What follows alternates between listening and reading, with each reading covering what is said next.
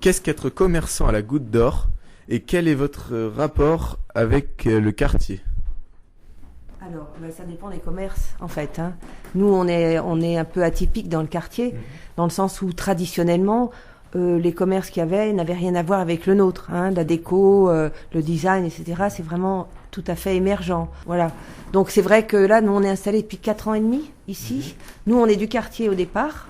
On n'est pas que commerçants. C'est-à-dire qu'ici, c'est une boutique et un showroom et un atelier. C'est-à-dire que dans la boutique, on vend, on achète, on revend et on vend aussi nos produits. Mais le showroom sert aussi à faire venir des revendeurs, parce que la plupart de nos objets, nos créations, sont revendus à des magasins dans Paris, en Europe, etc.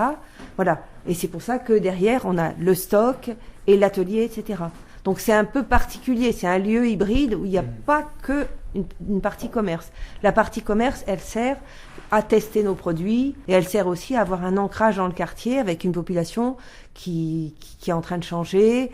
Ici, c'est vraiment un des derniers quartiers où le prix au mètre carré est assez bas par rapport à Paris, quoi qu'il est en train de bien augmenter.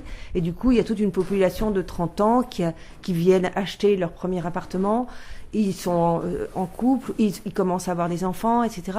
Donc, pour moi, c'est important que, voilà, il y ait une fidélité comme ça des gens du quartier. C'est vraiment une boutique quand même de quartier et pour le coup très différente du showroom où là j'ai des acheteurs qui peuvent venir du Japon. Voilà, j'ai eu des gens du Bon Marché, etc. C'est deux activités complètement différentes. La concurrence dans le quartier. En fait, la réponse est un petit peu inclus. En fait, non, on n'a absolument aucune concurrence. Ce qui n'est pas un avantage en soi, je pense. C'est même un handicap. C'est-à-dire que quand on vient, en fait, les gens viennent pour acheter un cadeau parce que c'est à côté de chez eux.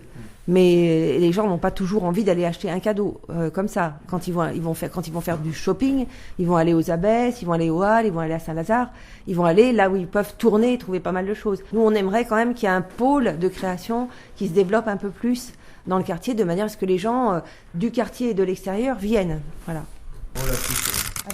Quel type de communication avez-vous mis en place ? Alors, la communication, à vrai dire, à part le bouche à oreille, après, ce que je fais depuis 4 ans, c'est que je demande aux gens qui le veulent leur mail. Et du coup, maintenant, je dois avoir un fichier Excel de 400 personnes qui augmente un peu tous les jours. Et après, c'est pas souvent. Ça a été au début, quand on s'est installé, on a eu de la presse aussi.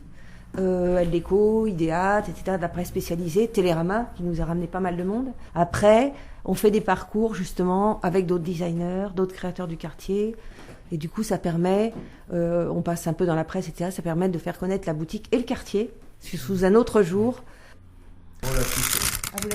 Vous diriez que votre clientèle est plutôt du quartier ou vient plutôt de Paris ou autre ? Alors, elle est clairement du quartier. Il y a eu un moment, dans les 2-3 premières années, d'ascendance, et là, un net blocage, quoi. Voilà. Vous avez des projets pour le futur vis-à-vis de la marque ? De la marque Les Confidentiels, avec des petites séries artisanales, design artisanat, que de développer encore des petits produits Coco Bohème, avec la mondialisation, la copie qu'on a subie, parce qu'on a été beaucoup copiés. On n'est pas toujours défendu comme il le faut, voilà. En fait, il faut savoir un truc, c'est qu'avec les salons, Internet, etc., on présente un projet, on présente des objets, si ça marche, en 2 ans, on est copié, c'est terminé. Si on n'a pas la puissance de tir de pouvoir être défendu, c'est mort, voilà. Donc nous, notre travail, c'est tout le temps de chercher des nouvelles idées et de savoir qu'au final, on va être copié, voilà. Puis tout à l'heure, vous insistez vraiment sur la différence entre la marque et la boutique. Oui. C'est-à-dire que vous avez d'autres boutiques ouvertes ? Non. Les autres boutiques, c'est des boutiques qui nous revendent. D'accord. C'est-à-dire que dans le Marais, on a quelques boutiques qui revendent nos objets. Donc on a beaucoup de boutiques dans le nord de l'Europe parce qu'ils sont plus sensibles à l'écologie qu'ailleurs. On a eu aussi pas mal de boutiques au Japon à un moment parce qu'on fait un travail assez précis, assez raffiné, inspiré du patrimoine français, comme ça, avec l'élégance, etc., mais revisité, comme le plat à tarte qui évoque les napperons des pâtisseries, comme la planche à découper cochon, ou les sets de table qui évoquent les papiers des boucheries. Donc ça plaît à une clientèle étrangère, mais en ce moment, c'est difficile avec le prix des transports, avec la crise, c'est pas du tout la même logique une boutique en direct Et c'est pour ça que moi j'aimerais la développer, parce qu'on marche plus, on travaille plus en direct, on a moins de soucis qu'avec nos revendeurs, où eux, on est obligé de leur proposer des produits à des prix corrects. Voilà. Comment vous trouvez de nouveaux distributeurs? On vendait d'ailleurs assez peu aux magasins qui étaient des magasins design écolo, parce que c'était tristouille. Il y avait quelque chose de la punition d'acheter un produit écologique. C'est-à-dire que c'était grisouille, c'était moche, c'était mal éclairé. Voilà. Maintenant, les designers, ils ont changé. Ils sont plus jeunes, ils sont comme vous, quoi. Ils ont changé leur état d'esprit. Et le design, l'écologie, ça fait partie de leur cahier des charges, si vous voulez. Les choses évoluent quand même. Donc ça évolue du côté de la distribution, mais ça évolue aussi du côté des designers. Voilà. Et tant mieux.